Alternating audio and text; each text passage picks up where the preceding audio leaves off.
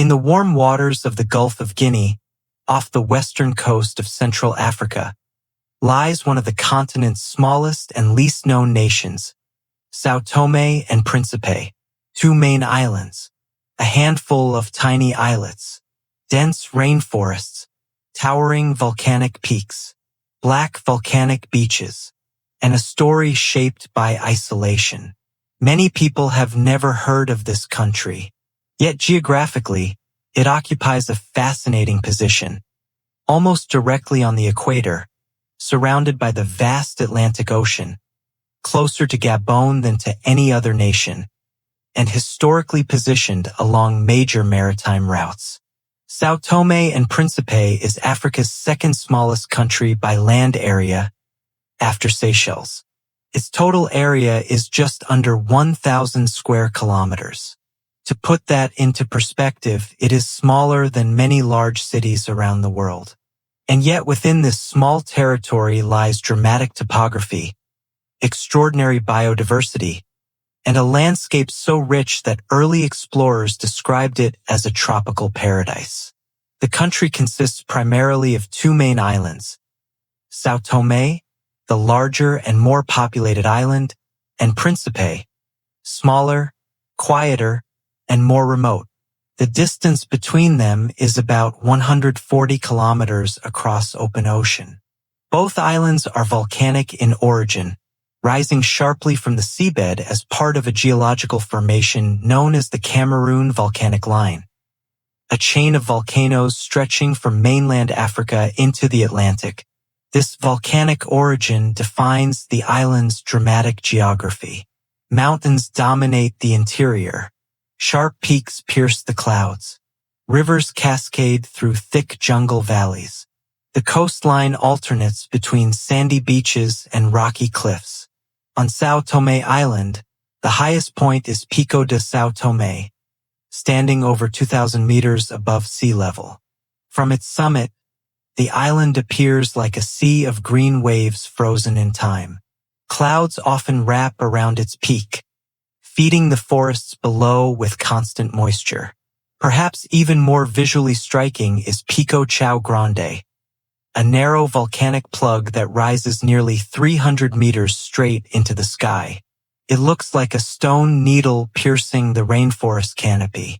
For climbers and photographers, it is one of Africa's most unique natural landmarks. Príncipe, though smaller, is equally dramatic. Its terrain is rugged and heavily forested. In fact, much of Príncipe remains untouched by modern development. Dense primary rainforest covers large areas, sheltering species found nowhere else on Earth. Because of their equatorial location, the islands experience a tropical climate year-round. Temperatures remain warm and humid, typically ranging between 22 and 31 degrees Celsius. There are no cold winters, no snow, no frost, only seasons defined by rainfall.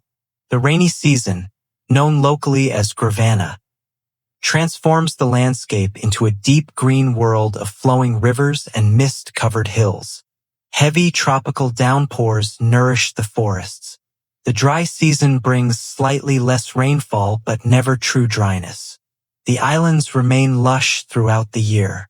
Rainfall varies depending on elevation. Coastal areas are relatively drier, while mountainous regions receive heavy precipitation. This creates microclimates, small environmental zones where unique plant and animal species thrive. And biodiversity is one of São Tomé and Príncipe's greatest natural treasures. Due to millions of years of isolation, many species evolved here that exist nowhere else on the planet. Scientists consider the islands a biodiversity hotspot. There are endemic birds, rare frogs, unusual orchids, and plant species adapted to volcanic soils. Birdwatchers from around the world travel here, hoping to see the São Tomé ibis or the Príncipe thrush, species found only on these islands. The surrounding ocean is equally rich. Coral reefs, sea turtles, dolphins, and seasonal humpback whales inhabit these waters. The marine ecosystem supports local fishing communities and offers potential for ecotourism. Despite its beauty, the geography of São Tomé and Príncipe has also shaped its development challenges. The mountainous interior limits large-scale agriculture and infrastructure expansion. Roads must wind through steep terrain. Construction costs are high. Natural disasters such as heavy flooding can damage fragile infrastructure. The island's small size also means limited natural resources. There are no large mineral deposits, no vast farmland, no industrial base. The economy historically depended heavily on agriculture, particularly cocoa. Geography dictated this path. Fertile volcanic soils and equatorial rainfall made cocoa plantations possible. Strategically, the country sits in the Gulf of Guinea, a region historically important for maritime trade and, in darker times, the Atlantic slave trade. Today, it lies near shipping routes connecting West Africa to Europe and the Americas. In modern geopolitics, its location has attracted interest due to potential offshore oil reserves in nearby waters. Yet despite its strategic location, São Tomé and Príncipe feels isolated. Flights are limited. Sea travel is infrequent.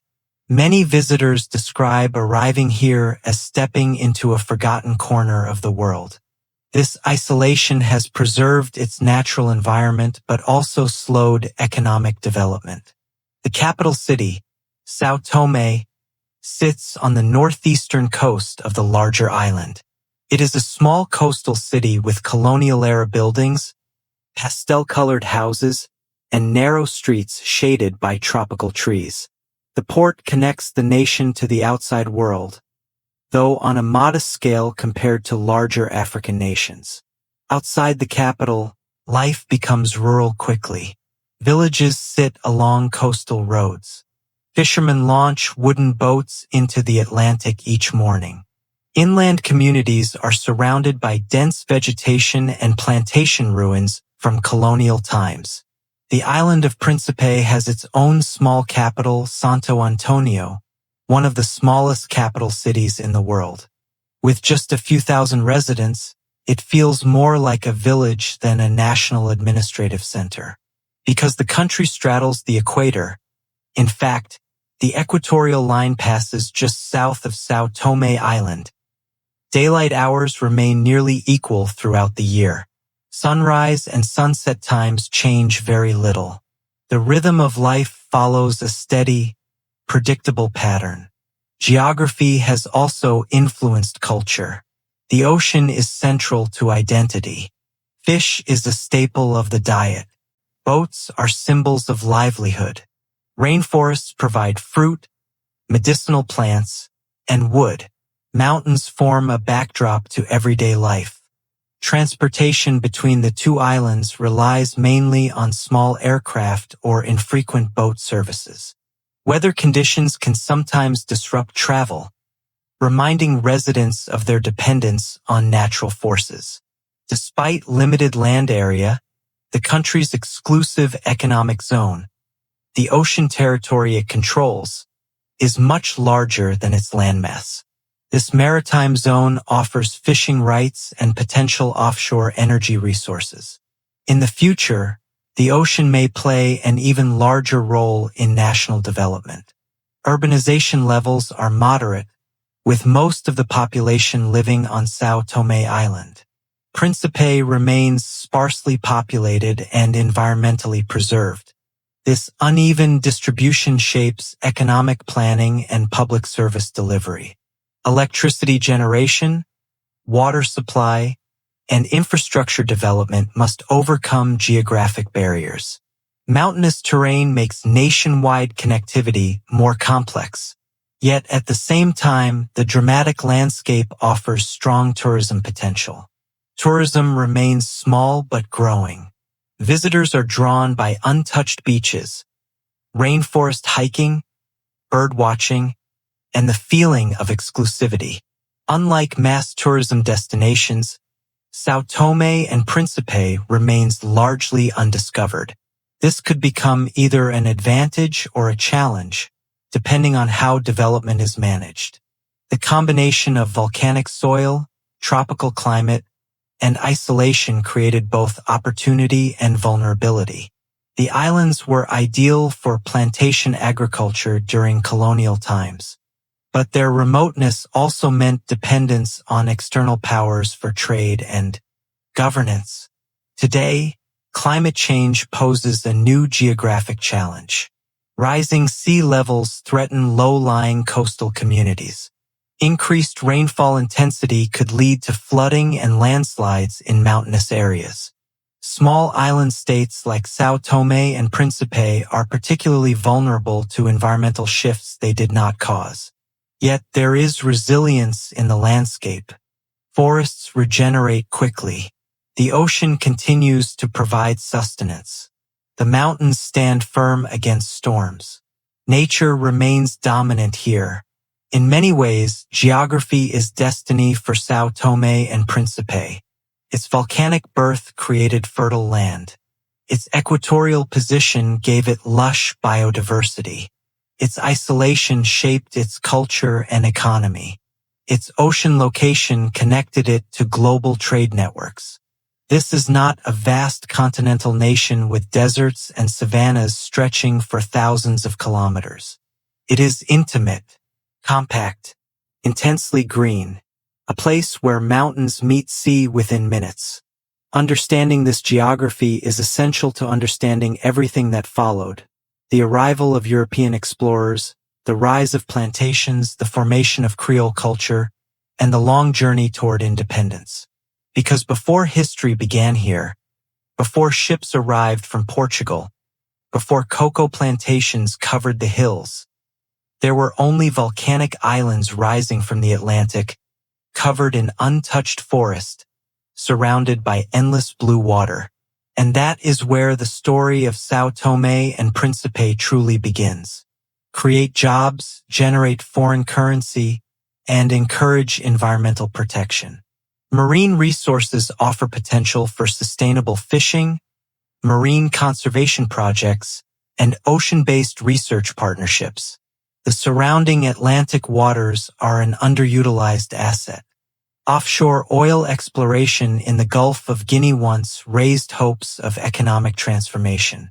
If significant oil reserves are commercially developed, government revenue could increase dramatically. However, oil remains uncertain. The lesson learned over the past 2 decades is clear. The country cannot rely on oil alone. Even if discovered, managing oil wealth transparently and responsibly will be essential to avoid the resource curse that has affected other nations. As a small island state, São Tomé and Príncipe faces serious climate risks, including rising sea levels, coastal erosion, extreme weather events, and agricultural disruption. Climate resilience is not optional. It is necessary for survival. International climate funding and adaptation programs are critical. Investments in coastal protection, renewable energy, and sustainable farming will shape the country's long-term security. A large portion of the population is young. Youth represent both a challenge and an opportunity. If education systems improve and job opportunities expand, young people can drive innovation and entrepreneurship. If unemployment remains high, frustration may grow. Investment in technical training, digital skills, and entrepreneurship programs will be essential in the coming decades. The future belongs to this generation. Politically, São Tomé and Príncipe has achieved something remarkable. Unlike many nations that experienced coups and civil wars, it transitioned peacefully to democracy in 1990. Maintaining this stability requires transparent governance, anti-corruption measures, strong institutions, and free elections. Democracy is one of the country's strongest assets internationally, and protecting it will be essential. Geographically, The country sits in a strategic maritime zone in the Gulf of Guinea. This region is important for shipping routes, fisheries, and energy resources. Partnerships with neighboring countries and international organizations enhance maritime security and economic cooperation. Its location gives it influence beyond its size. Because São Tomé and Príncipe is small, it has the potential to become a model of green energy transition, ecotourism leadership, biodiversity protection, and sustainable agriculture, rather than competing with larger economies in heavy industry. It can focus on quality over quantity. The world increasingly values sustainability, and this may be the country's greatest opportunity. Above all, the strength of São Tomé and Príncipe lies in its people. Descendants of enslaved Africans, descendants of contract laborers, and communities shaped by hardship and resilience have built a peaceful, culturally rich nation in the middle of the Atlantic. Their music, language, food, and traditions reflect centuries of survival and adaptation. National pride is strong, and hope remains alive. From volcanic birth to colonial exploitation, from Cocoa Empire to Democratic Republic, the journey of São Tomé and Príncipe shows that even the smallest nations can have powerful stories. Its future will depend on economic diversification, environmental protection, youth empowerment, and good governance. The path is not easy, but resilience has always defined these islands, and resilience will continue to guide them forward. Thank you for joining this complete journey through São Tomé and Príncipe. If you enjoyed this deep exploration of African countries, their history, culture, and future, don't forget to subscribe for more videos like this, where we explore countries from the smallest to the largest across Africa and around the world. Thank you for listening, and see you in the next country exploration.